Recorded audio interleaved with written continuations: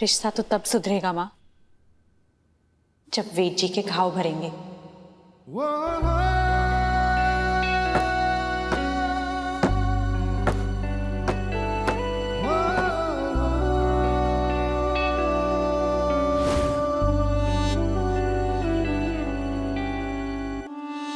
पर जो जख्म पायल ने वेद जी को दिए हैं, पता नहीं वो जख्म कभी भरेंगे या नहीं।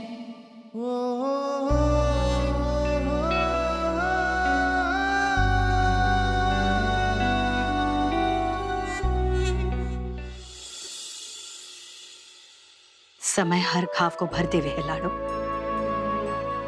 पायल का दिया हुआ जख्म भी भर जाएगा। चली जाएगी वो जमाइसा के दिल से भी और तुम दोनों की जिंदगी से भी। हमारे लिए तो पहले से ही मर चुकी है। माँ प्लीज ऐसा मत बोलिए। मैं जानती हूँ आप ये सब गुस्से में कह रही हैं, पर वो आपकी बेटी है और मेरी छोटी बहन। माना कि उसने एक गलत कदम उठाया है, पर इसका मतलब ये तो नहीं कि हम उसे अपनी जिंदगी से निकाल दें। हाथ में घाव बने तो हाथ काट नहीं दिया जाता, उसका इलाज किया जाता है। आप भी तो कहती थी, और आज आप तू कुछ भी कह ले, पायल को तुम्हें माफ कर पाऊं कोनी। पर मैं अपनी बहन को ढूंढ कर रहूंगी। पता नहीं किस हालत में होगी, कहाँ होगी। बावली हो गई छोरी। पायल अपनी जिंदगी का फैसला करके चली गई है। थारे सामने थारा पति है, ससुराल है।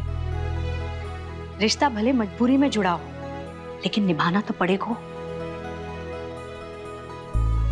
पायल का बोझ लेकर अपने सर पर चलेगी तो मुश्किल हो जाएगा थारा जीना। इसलिए कह रही हूं, पायल की सोच छोड़ और एक नई शुरुआत कर बेटा। देख, श्रीनाथ जी के आशीर्वाद से ही तारा गठबंधन हुआ है, उसी पर ध्यान दे। समझी पड़ी? मैं कोशिश करूंगी।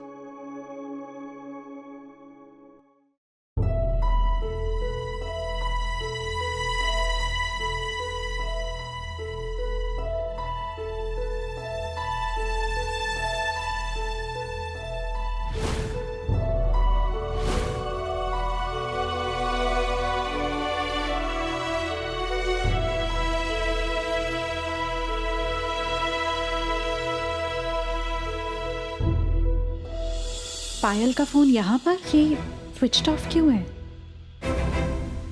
शायद बैटरी गई है। अरे क्या कर रही है तू? जल्दी से जमाइसा को फोन लगा और पूछ घर पहुंचे कि नहीं। इतने गुस्से में निकले थे यहाँ से। मैं जरा लड्डू की सामग्री देख लेती हूँ। हाँ, जल्दी फोन लगा।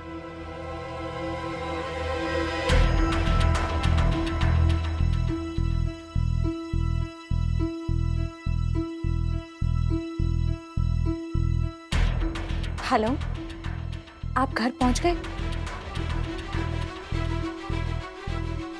क्या? कहाँ?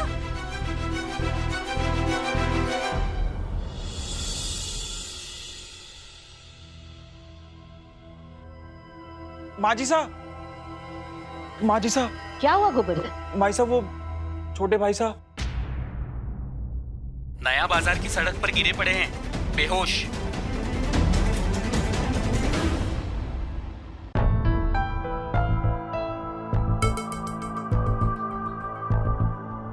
ये तो वेद कोठारी है ना? अरे हाँ, प्रतिभा मसाले वाली का छोटा लड़का। लगता है टल्ली है। क्या करे भाई, बड़े घर का लड़का है, कोई पूछने वाला थोड़ी ना है। छोड़ो, हमें क्या करना है, चलो चलो। सही बात है।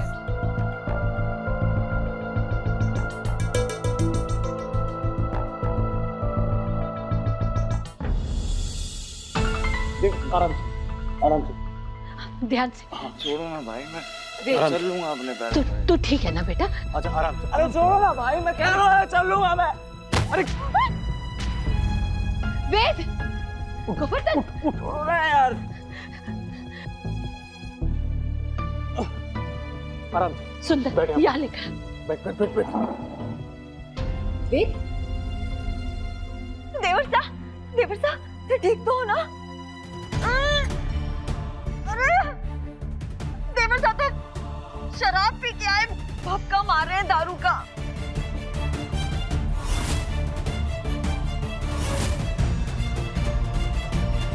शराब पिए तो मैगी आई, खुशबू थोड़ी ना आई।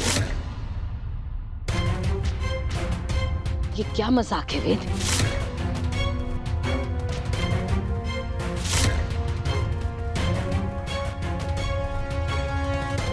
मजाक तो मैं बन गया माँ, बहुत बड़ा मजाक। मेरी शादी मजाक, मेरी जिंदगी मजाक, और आज से मेरा नाम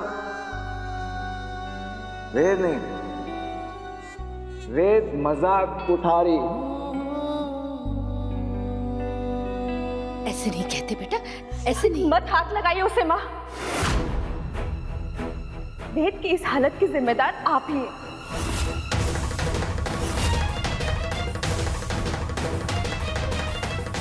भारती, सच कह रही हूं मैं। क्या बोला था आपने कि आप अपने बेटे को जानती हैं? आपने कहा था कि आपका बेटा आपकी बात दिल से मानेगा। देखिए देखिए क्या असर हुआ है उस पर आपकी बात मानने का।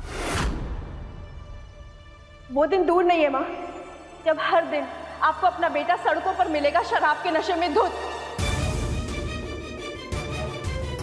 और फिर आप ही को कोसेगा कि उसकी जिंदगी एक मजाक है, उसकी शादी एक मजाक है। पते की बात तो यह है माँ कि वो वेद कोठारी जिसने अपने दोस्तों के लाख उकसाने पर शराब की एक बूंद नहीं थी, ये कहकर कि उसके लिए खुशियों का ही नशा काफी है, आज इस कदर पी के आया है कि अपना ही होश नहीं उसे।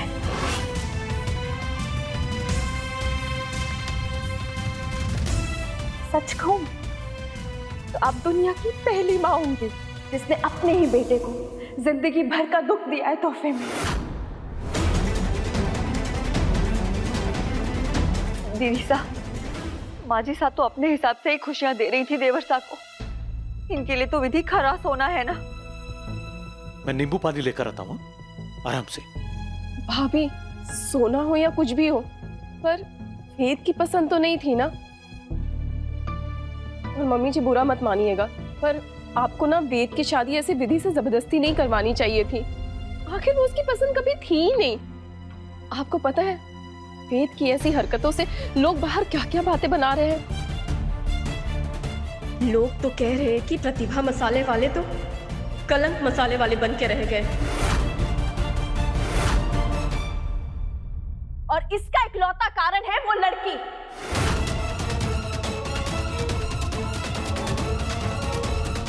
अब ऐसे तमाशे तो रोज देखने को मिलेंगे माँ। कमाल है, क्या लड़की चुनी है आपने?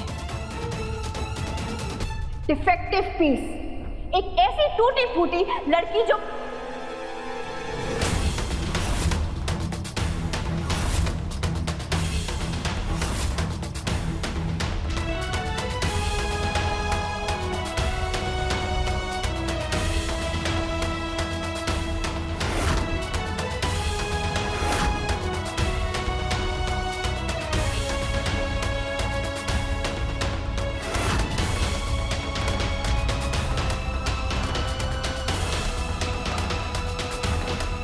मुझे भारती का गुस्सा विधि के खिलाफ इस्तेमाल करना होगा।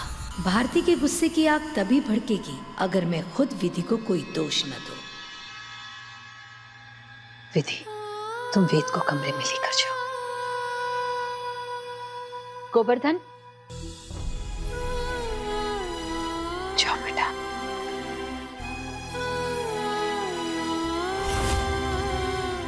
मजाक बना दिया है मेरा भाई साहब चलिए। मेरी पूरी जिंदगी मजाक हो गई। हम भाई साहब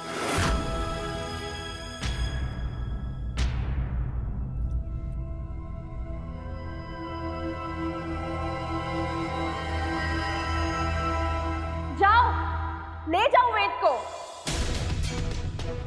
खुद तो उसकी लेवल तक आ नहीं सकती, इसलिए वेद को अपने लेवल पर गिरा लिया।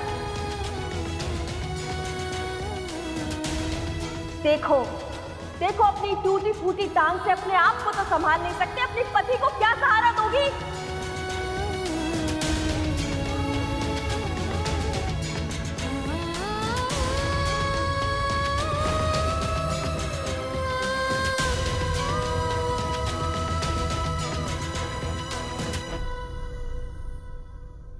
जब मुझे ये पता चला कि वेद को चोट लगी है तो मैं फौरन चली आई।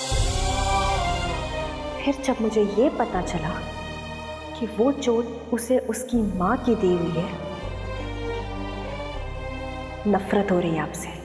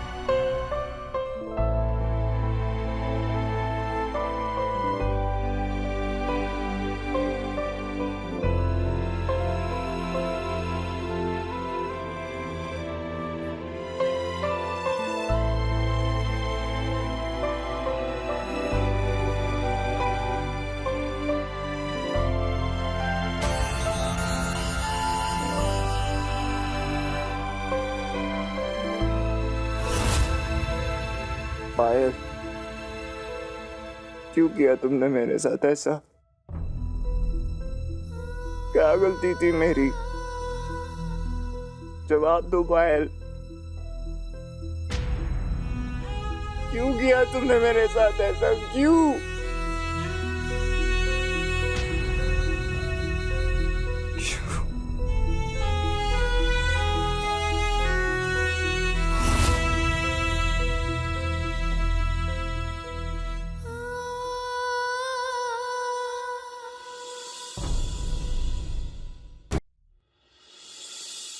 विधि बेटा,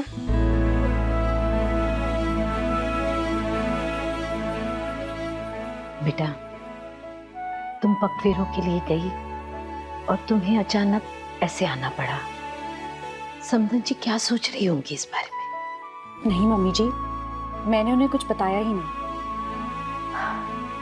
अच्छा किया।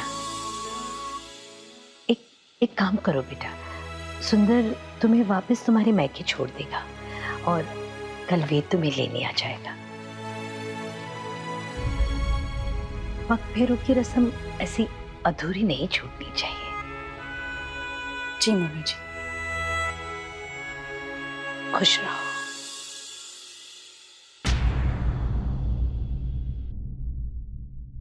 अब देखना, कल पगफेरों में ऐसी बेइज्जती होगी तुम्हारी कि तुम जिंदगी भर याद रखोगी।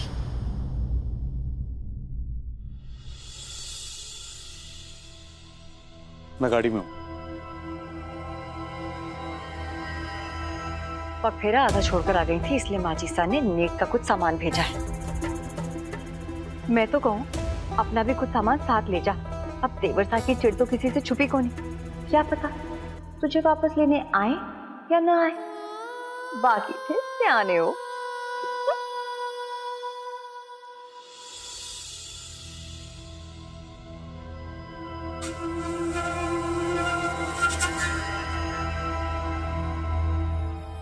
इमरती, दीदी गई? हाँ माजी सा, हाँ वो गई। देखो ये जा रहे हैं ना उसे लेके। महंगी वाली गाड़ी में।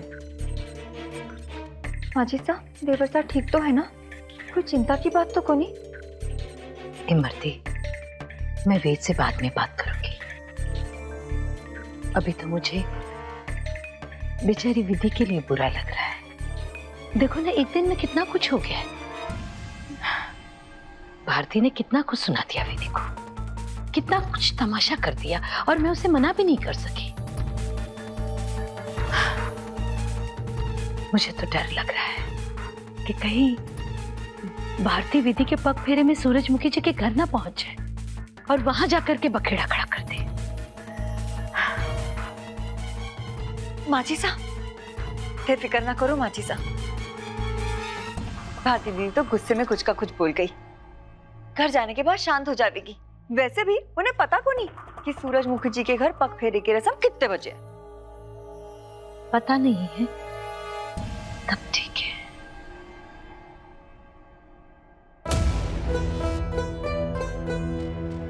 आप भी अनजाने में कितनी अच्छी तरकीब दे जाते हो माजी साहब। अब मैं बनाऊंगी भारती दीदी सा को अपना मोहरा, बाकी थे सियाने हो।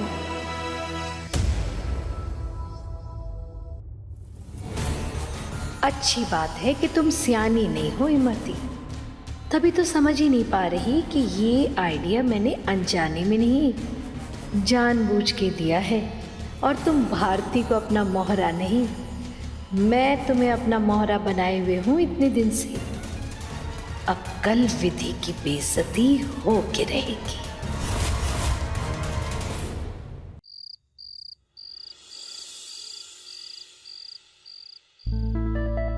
ला जल्दी ला।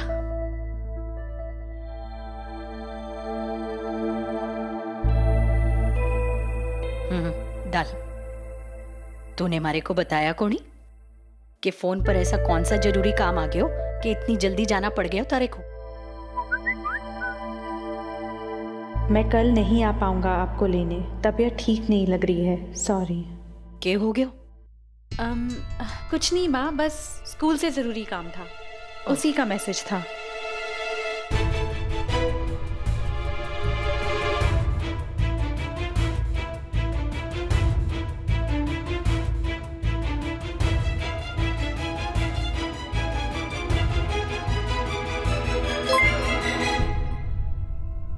कोई बात नहीं, अपना ख्याल रखिएगा।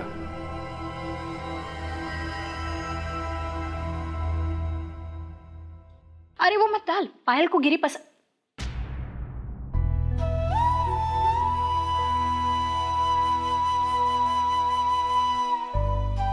माँ, अच्छा जो मेरे स्कूल में कंप्यूटर साइंस की टीचर है ना, निधि, वो कह रही थी कि अगर पायल इंटरनेट पे कुछ भी डालती है ना तो उसके जरिए हम उसे ढूंढ पाएंगे।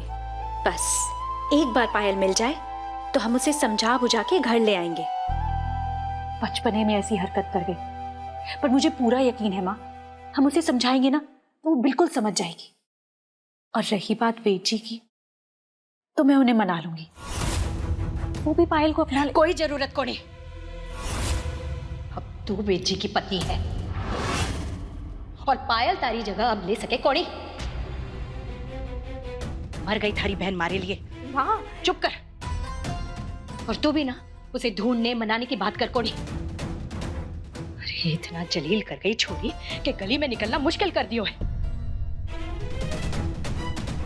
आते जाते सब जता जाते हैं कि इसकी छोटी बेटी घर छोड़कर भाग गई, सिनेमा में हीरोइन बनने के लिए शादी के दिन गायब हो गई। इससे अच्छा होता मारे को मार जाती, रोज की ऐसी जिल्लत तो ना सहनी पड़ती मारे को। माँ ना,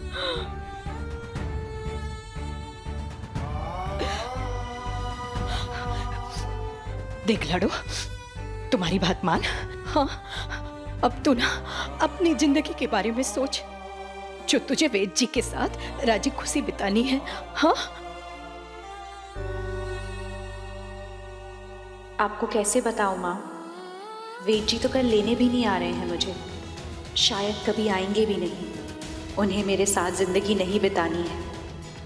पायल के जाने का इतना दुख है आपको, अगर आपको ये बात भी बता दी तो ये तो कैसे सह पाएंगी आप।